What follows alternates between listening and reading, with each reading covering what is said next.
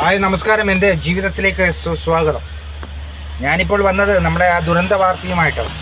ഏതാണെന്ന് വെച്ചാൽ കണ്ണൂർ അഴീക്കലിൽ കള്ളക്കടലിൽ ഉണ്ടായ രണ്ടുപേരെ കാണാതായ ആ സംഭവത്തിൻ്റെ വിവരങ്ങളാണ്. ഒരാളെ കിട്ടി, പക്ഷേ നിർഭാഗ്യവശാൽ എന്താ പറയേണ്ടത്. അതുപോലെ തന്നെ മറ്റൊരു ആളുണ്ട്, അയാളെ ഇതുവരെയും കിട്ടിയില്ല. ഇന്നും തിരച്ചിൽ നടത്തും എന്നാണ് പറഞ്ഞത്. ഒന്നും പറയാനില്ല, വാക്കുകൾ കിട്ടുന്നില്ല അല്ലേ. അവർ രണ്ടുപേരും ഒന്നിച്ച് 7 വർഷത്തോളം ഒന്നിച്ച് പഠിച്ചതാണ്, ഒന്നിച്ച് താമസിച്ചതാണ്. അപ്പോൾ ഈ ഇന്നലെ കിട്ടിയ ആളുടെ ഗണേശൻ എന്ന് പറഞ്ഞ ആളാണ്. അയാളെ ഹൈദരാബാദിലാണ് ജോലി. അപ്പം ജോലിക്ക് ലീവിന് 2 ആഴ്ച മുന്നേ ഇവിടെ വന്നതാണ്. അപ്പോൾ ഈ കൂട്ടുകാരനൊത്ത് ഒന്ന് ഉല്ലസിക്കാൻ വേണ്ടി പോയതായിരുന്നു. പക്ഷേ വിധി മറ്റൊന്നായിരിക്കും. ഒന്നും പറയാനില്ല. നമ്മളെ ജില്ലയിൽ എങ്ങും കടലിൽ കുളിക്കേണ്ട ഒരു സംവിധാനമില്ല. അതായത് എന്നാ പറയേണ്ടത്, അങ്ങനെ ഒരു ബീച്ച് ഇല്ല ജില്ലയിൽ കുളിക്കാൻ, കടലിൽ ഇറങ്ങി കുളിക്കാൻ. പിന്നെ നല്ല കാലാവസ്ഥ, അനുയോജ്യമായ കാലാവസ്ഥയാണെങ്കിൽ ജസ്റ്റ് ഒന്ന് ഇറങ്ങുക, കുളിക്കുക, അത്ര മാത്രമേ ഉള്ളൂ. അതും വിശ്വസിക്കാൻ പറ്റത്തില്ല എന്നാണ് പറയപ്പെടുന്നത്. അതുകൊണ്ട് ആരും തന്നെ കടലിൽ ഇറങ്ങിക്കോ ജസ്റ്റ്. പക്ഷേ അധിക ദൂരം പോകാനേ പാടില്ല. പരമാവധി ഇറങ്ങാതിരിക്കുന്നതാണ് നല്ലത്. അത്ര സേഫല്ല നമ്മളെ ബീച്ചുകളൊന്നും. കാണാൻ മനോഹരമാണ്, ആസ്വദിക്കാം കരയിൽ നിന്ന് അല്ലേ. പക്ഷേ കടലിൽ ഇറങ്ങാൻ പാടില്ല. ജസ്റ്റ് ഒന്ന് കടലിലിറങ്ങാം, അതുപോലെ തന്നെ പെട്ടെന്ന് തിരിച്ചു വരാം. കുട്ടികളെയൊന്നും യാതൊരു കാരണവശാലും കടലിൽ ഇറക്കരുത്. അഭ്യർത്ഥനയാണ്, അപേക്ഷയാണ്. അപ്പോൾ അങ്ങനെ ഇരിക്കെ അതുപോലെ തന്നെ ഈ പ്രദേശത്ത്, ഈ കള്ളക്കടൽ എന്ന അഴീക്കോടുള്ള ഈ കടലിൻ്റെ പരിസരം ആരും തന്നെ ഇറങ്ങാറില്ല. പല ആൾക്കാരും ദൂരദേശത്തു നിന്നെല്ലാം വരുന്നുണ്ട് ആൾക്കാർ, പക്ഷേ ആരും ഇറങ്ങാറില്ല. ഫോട്ടോസിനും വീഡിയോ ഷൂട്ടിനെല്ലാം പറ്റിയ അടിപൊളി സ്ഥലമാണ്. അത് പറഞ്ഞാൽ കാണാൻ നല്ല ഭംഗിയുണ്ട്. പക്ഷെ നമ്മൾ അതിലേക്ക് കടക്കരുത്, ഇറങ്ങരുത്. ഫോട്ടോ എടുക്കുക, വീഡിയോ എടുക്കുക, കാര്യങ്ങളൊക്കെ ചെയ്യാം. പക്ഷേ കടലിൽ ഇറങ്ങിയിട്ടുള്ള കളി പാടില്ല.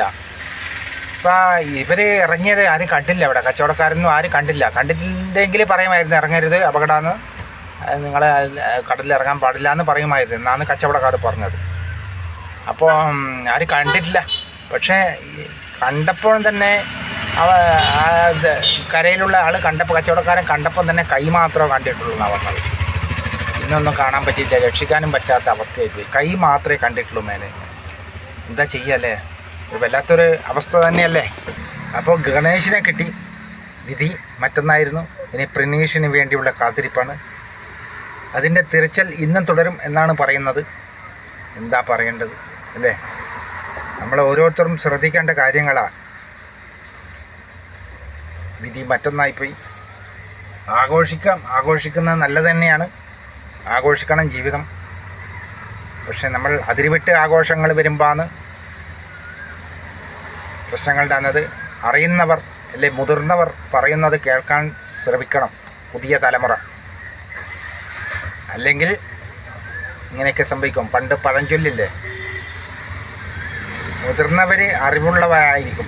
അപ്പം അവർ പറയുന്നത് നമ്മൾ ഉൾക്കൊള്ളണം, മനസ്സിലാക്കണം എന്നാണ് എൻ്റെ അഭിപ്രായം. പക്ഷെ അവർ പറയാനും അവിടെ ആളുണ്ടായിരുന്നില്ല, നിർഭാഗ്യവശാൽ കണ്ടിട്ടില്ല.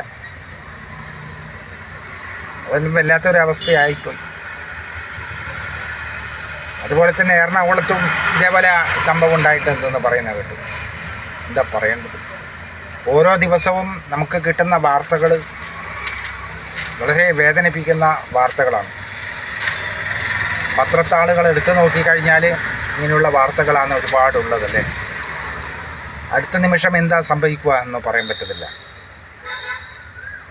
മഴയിപ്പം ഉണ്ട്, എന്നിരുന്നാലും തെളിഞ്ഞ ആകാശമാണ് ഇപ്പോൾ ഉള്ളത്. നോക്കൂ,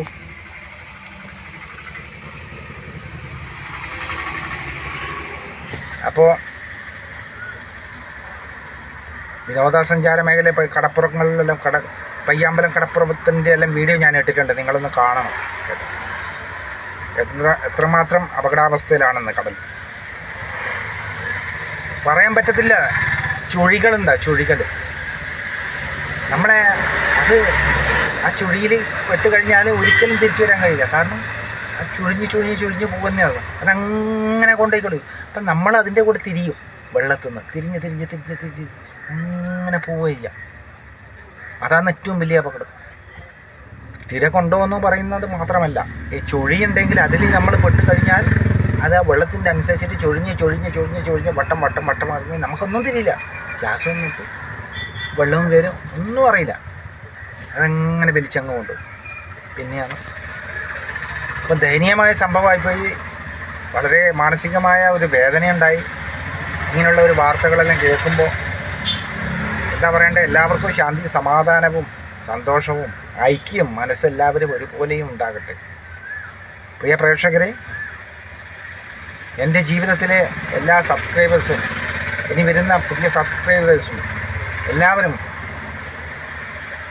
ഒരു മനസ്സോടുകൂടി മനുഷ്യത്വപരമായിട്ട് ചിന്തിക്കാനുള്ള ബോധം, ക്ഷമ ഒക്കെ ഉണ്ടാകട്ടെ. എൻ്റെ ഈ വീഡിയോ എല്ലാവരും ഒന്ന് ഷെയർ ചെയ്യുക, എല്ലാവരിലേക്ക് എത്തിക്കുക.